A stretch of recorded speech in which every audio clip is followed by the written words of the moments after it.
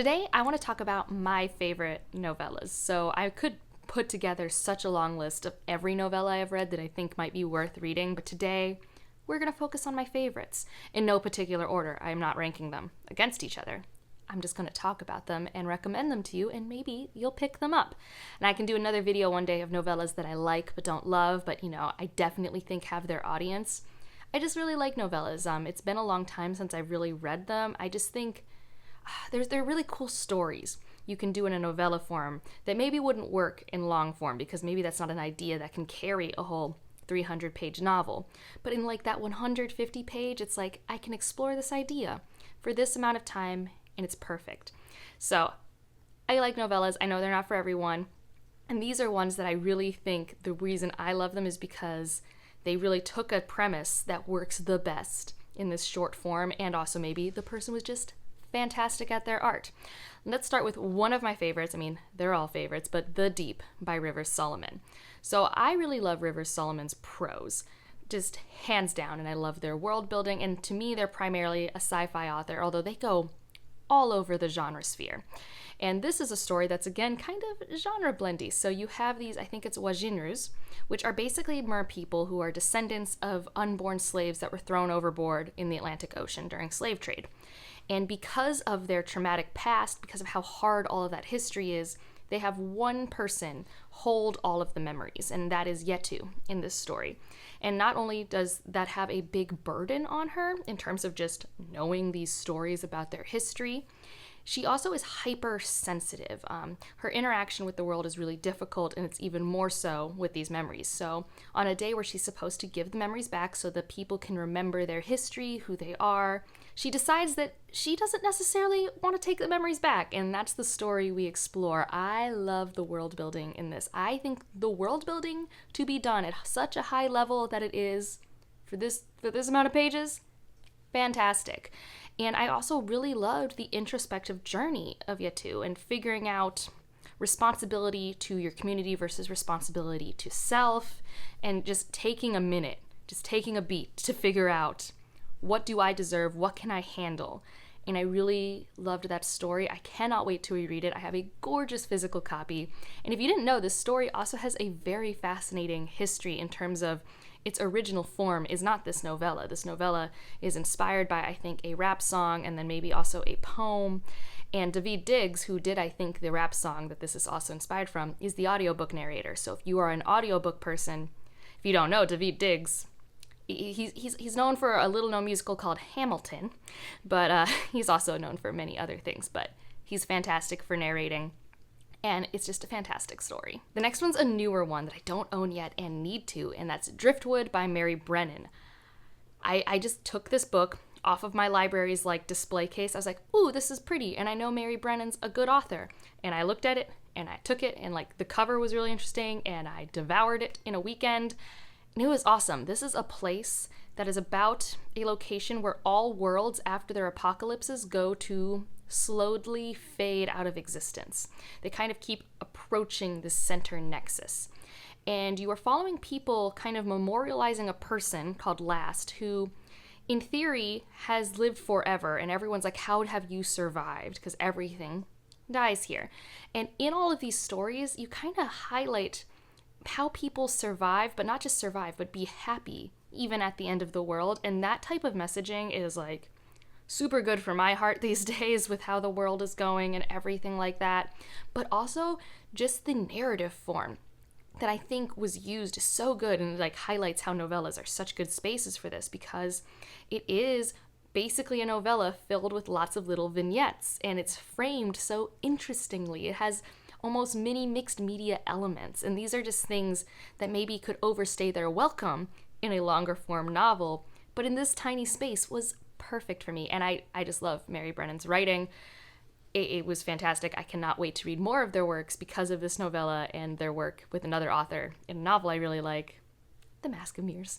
But this novella is just new favorite, need to get myself a copy because I love the cover and I want to reread it one day. Next one we'll talk about, I've only read the first book in this series, but I plan to read more, and this is The Empress of Salt and Fortune by Niveau. Again, a story that really takes advantage of the space and structure of a novella. This is a story about, I think, a priest who's like cataloging this building to basically be kind of an anthropologist about it, like hold in place the history of this location. And she happens to meet one of the handmaids of this empress who used to stay in this cabin, and she gets more information about each piece. And it's fantastic. I love the framing. I love how the story is slowly given to you. I cannot wait for the next story, which I don't know if it follows the same character, but it's the same world. And again, just like The Deep, this story is like 120 pages. I feel like I am so invested in the world. I feel like I know so much about the world's politics and its magic and everything, and I know that I want to know more. So I'm really excited that this world kind of has like a series of novellas that I'll get to read. And when people say it's like storyteller vibes, it is, which is one of my buzzwords when I'm reading stories. And it's just so great for the novella format. And I really think that it deserves the hype it gives. Like, I mean, I didn't give it 5 stars, but like, I loved my experience, and I think on a reread it would be a higher star rating. But I read it in an afternoon, and I loved my time, and I cannot wait to explore this world further. Another one that has kind of great storyteller vibes is Remote Control by Nnedi Okorafor. This is my favorite by her. This is a story of a young woman in Ghana who one day accidentally acquires gifts. Kind of a rock falls from the sky, and suddenly they have the ability to inflict death in near surroundings of them. And they're like 10 or 12, like they're very young, and they don't have control over this. And you follow her journey as she becomes a legend within her own right, but also is coming to terms with her power. And that's the story, is her becoming a legend and understanding her powers. And I really liked it. I don't think I would have liked a full novella with this introspective thing, but exploring the world in this way and having such a young character who is so powerful and trying to figure that out, and how the community surrounds her and how it responds to her, I thought was super cool. It's for sure one of my favorite works by Nnedi Okorafor. It has beautiful writing. And yeah, I think what you have to know, and I think some people don't like it because they expect more sci-fi from it. This is definitely more, in my head, a folklore story that has science fiction elements for sure. How she acquires her powers, I think, is very sci-fi, and the world itself is very near future sci-fi. But the story itself is very much about a legend coming into her own. She is traveling. It definitely has more folk story vibes, more legend, mythology vibes to it. And I think other people, when there's some marketing that's like, this is the daughter of death, expect something more grand. And it's very quiet. It's a very quiet story, but I really loved it for that, and I think it was perfectly bookended in this novella. Like, I really liked the full circle narrative we kind of got in here. So, had to have that one on the list. Another one that I think is quite contentious, and I don't think I've talked about a lot, and at least not in a long time, and that is This Is How You Lose the Time War. And this is by 2 authors, and it's won a lot of awards or has gotten a lot of acclaim. Lots of people talk about it. And lots of people either love it, like me, or are like, what did I just read? This was such a bizarre experience. I don't even know if I liked it. Those are the camps. And I think it's great for what it does in the novella format. I can see why people have some complaints, because you have 2 time agents who are going through time in battles because they're on opposite sides of the time war, and they leave each other letters. And as they leave each other letters, they form a stronger bond, there's a romance. It's fantastic. But the thing that's jarring is how they leave the letters and how this time war works, how this universe works.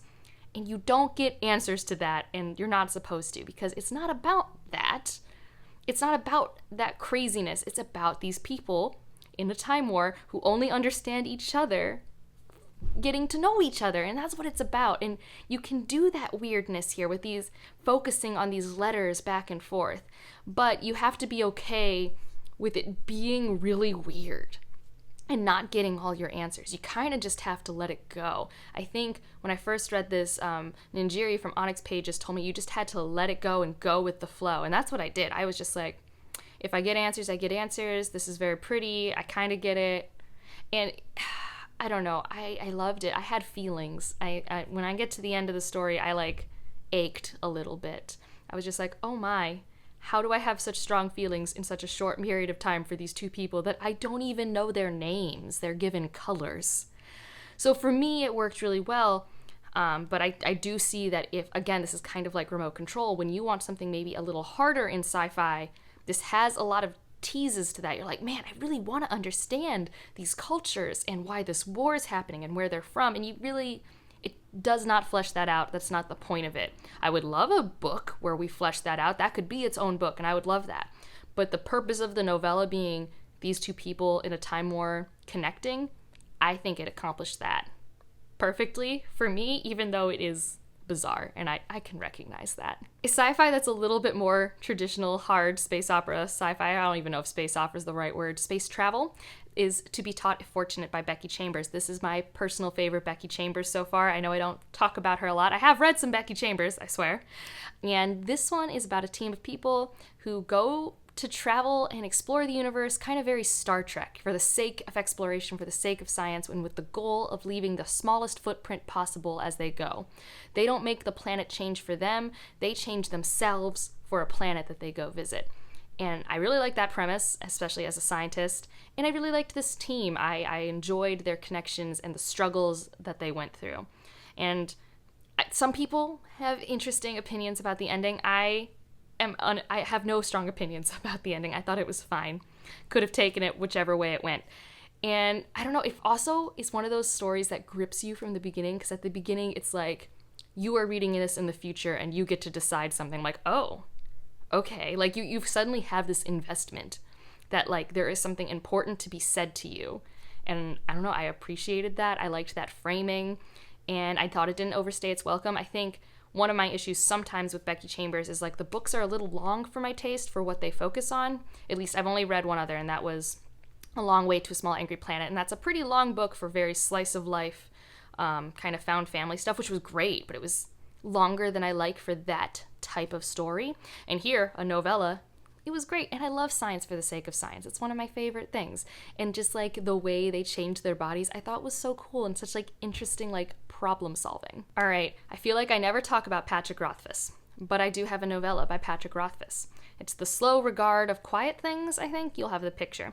I have read The Name of the Wind and Wise Man's Fear. I have not read the other short story that's in some collection somewhere that's about, I can't remember his name, starts with a B. But this is about the little girl who lives under the university, and she definitely is neurodivergent or has mental health issues. Like she's definitely has stuff that you don't typically see in fantasy, period. Like it's just not there. And this story is kind of, if I'm remembering correctly, a week in her life, and I really liked it. Like there is a whole chapter about making soap. Like it's not plot based, but it has the beautiful lyrical prose that I did like of Patrick Rothfuss, with this focus on this character who is pretty anxious, who very much needs her world to be in a certain way. And it was the first time I'd read a story like that was mainstream. I mean, I don't know how many people actually read this novella, but it's a very popular author, and he doesn't write that many things. And I really liked it, and I like that it has pretty pictures in it. I actually do own a copy of this, and it's one of the first books in fantasy that I read that had mental health representation. I think it was a book that made me realize, oh, there aren't that many characters like that. And this was 5 years ago, so obviously things have changed since I first read this novella, but I still think it's beautiful, and I still would love to explore it again one day. And if you are someone who thinks this actually is a harmful representation of that, feel free to let me know. I was reading this before I was on the book internet, and it's been a long time since I've explored it.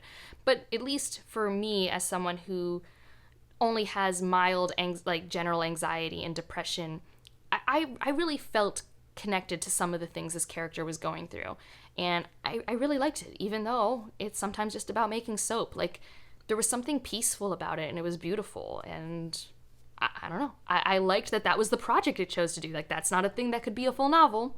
Like, but spending a week with her in a novella is, like, perfectly wonderful. And now I'm going to talk about some Brandon Sanderson, although I think I'm going to just mention one, and maybe one day I'll do a whole video about all of my favorite novellas and short stories by Brandon Sanderson, because I have read them all. Well, okay, I haven't read, like, the video game spin-offs or the Magic the Gathering, although I might, because I do like Magic the Gathering, and I know he wrote a story for that. I don't know about the video game ones. But I have read all of the Cosmere short stories. I have read a bunch of the novellas that he's written, like one's called Snapshot, one's called Perfect State. I have read a bunch of Brandon Sanderson. Obviously the whole Arcanum Unbound, but I'm just going to talk about one that for sure you need to read. And you don't have to have read anything else in the Cosmere, even though it's in the Cosmere. If you care about the Cosmere, you for sure have to read it, because it is very important for understanding certain Cosmere definitions. But you don't need that either. It's just a beautiful story, and that's The Emperor's Soul. I love this story. Now, does it take place on my favorite world in the Cosmere where Elantris takes place? Yes, but it's nothing to do with Elantris. Like, it takes place on the other side of the globe. Presumably these are all globes. I'm pretty sure they are because we have, like, astronomy charts and everything like that. But it does not take place anywhere near the characters. What happens to our characters in Elantris does not affect this part of the world. Even the magic systems, like, they're similar, but they are used kind of differently. So, just want that out there. You don't have to read them in any order, in my opinion. There's no spoilers one way or the other. Emperor's Soul. It's about this counterfeiter who, basically because of the magic system, you can inscribe things and you can make them believe there's something else. It's not dissimilar to what Foundryside does, but this was the first time I'd read something like this because Emperor's Soul is a bit older than Foundryside. And this person is giving the task that they have to counterfeit a person. They have to counterfeit the emperor, which is incredibly hard to do. Like, inanimate objects, tricky for the best of people. A person? To counterfeit a whole human with a soul, with memories, and trick people that this is the new emperor? And if they don't do this, I mean, they were just captured, and they have to, basically. They have to get this right. And it's the story of how she does that, and I love it. I need to reread it. I wanted to reread it in December, and I didn't get to because I read too many other books, but it's on the short list of things I want to reread in the near future because it's one of my favorites, and it's one of the few Sanderson, I think maybe the only Sanderson that's won a Hugo, and rightfully so. So if you had to pick a novella to read, even if you don't care about the Cosmere, even if you don't even think you like Brandon Sanderson, maybe try this. I think it's fantastic. I think it's so engaging, and it's also, like I said, if you care about the Cosmere, required reading, because there are certain terms that are never defined better than they are in Emperor's Soul. Like, they're kind of getting there in Stormlight Archive, but they're still very confused in Stormlight Archive. I mean, as are we as people who are trying to understand how the Cosmere works. But I do think there's some very important definitions in Emperor's Soul. So, these are the novellas I wanted to talk about. I love them all. I don't know, a good novella is just so comfortable and cozy because you literally can just spend a couple hours reading them. I mean, for me, it usually takes me 2 or 3 hours to read like a 120, 150 page novella, and that's just like, like watching a movie, but you're, reading a book, and it's fantastic. So let me know some of your favorite novellas.